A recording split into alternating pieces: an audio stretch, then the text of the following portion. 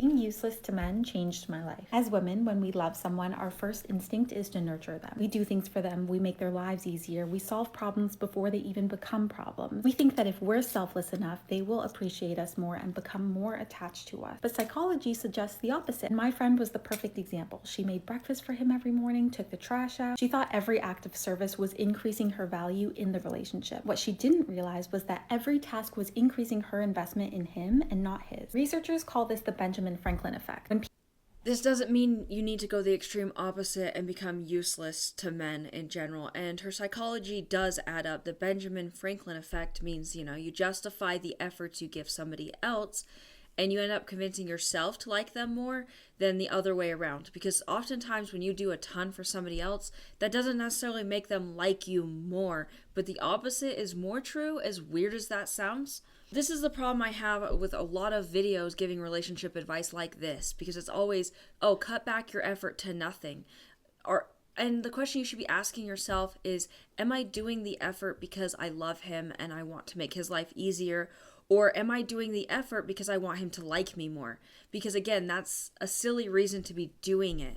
And sometimes what I've noticed is a woman will do a lot for a man that he didn't ask for, and then she expects him to read her mind and do all of these things for him, and he can't read your mind, and he may have not agreed to have that level of relationship yet. That's why it's important to have reasonable boundaries. But then also I've noticed sometimes a woman will do a lot for a man and she doesn't like him all that much, but she feels like she invested way too much to walk away cleanly. So that's why you sometimes see women in relationships for 10, 15 years or some crazy amount of time, and she doesn't really like him anymore. She's moved on completely, but she stays with him. And that is horrible, a horrible thing to do to him. So again, with the sunk cost, so becoming useless to a man is not the way to go. That's the extreme opposite. Instead, do things that you're not going to build resentment over, and see if you guys click with that. If you're not, I hate this one, but if you're not super into cooking, instead of pretending that your cooking is your favorite thing in the world, tell him that point blank. And if that's a deal breaker for him, then maybe you guys aren't right for each other. I'm a firm believer that, if he works and stuff, you should be doing most of the cooking and cleaning. I'm big on that. I think that's a great way to show your love towards a man. But I do know at the end of the day, there are some women out there who don't like to cook or clean. And obviously, part of being an adult is doing things that you hate sometimes.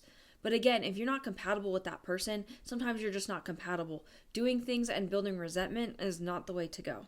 Because ultimately, a lot of the women that I see way over giving, way over investing, because they hope that he'll like her as a result, they end up just building resentment anyways, which any chance of a relationship that would have been there would have just been eroded. At the same time, if your attitude towards a relationship is, I'm going to show up and do nothing and bring nothing to the table, you can't expect any man to like or want to date you. And again, this is about adding value overall to the relationship, not trying to trick him into liking you more. A healthy relationship is not between two people who are trying to care less or do less, or everything is like this argument, just trying to get him to do one thing or get you to do one thing. I always reference this, but what Matthew Hussey says, invest, then test. Does he reciprocate? Okay, cool. Add some more. Does she reciprocate? Cool. Add more. This goes for men too. What I see happen is a lot of women will give and give and give to men. It doesn't work out, and then they're mad and resentful at themselves for giving too much. And then they go into the next relationship and they do it again. And then they're mad and they get resentful because again they did too much and then it didn't work out. And then instead of being like, okay, there's clearly a problem with me here, I need to fix that, they blame all men. Oh, all men are stupid, all men suck, all these negative things about men in general, when the problem is partially how much they're giving in comparison to how much he's actually investing. And this is not a gender specific thing, because if someone is lazy and entitled and only shows up when they're getting something out of the transaction, you don't need to keep pouring into them. In fact, you shouldn't, especially if you're trying to earn their love. You shouldn't be earning your love, especially in the beginning stages of the relationship. You're supposed to be getting to know each other, see if you guys are compatible in a variety of ways. So I would argue if you're giving way too much to the point you feel it overextended, That's not your normal baseline, and you can't keep up with that. And that's almost a lie to him because you're pretending to be somebody that you're not, that you can't reasonably keep up with. I see relationships where both people are happy.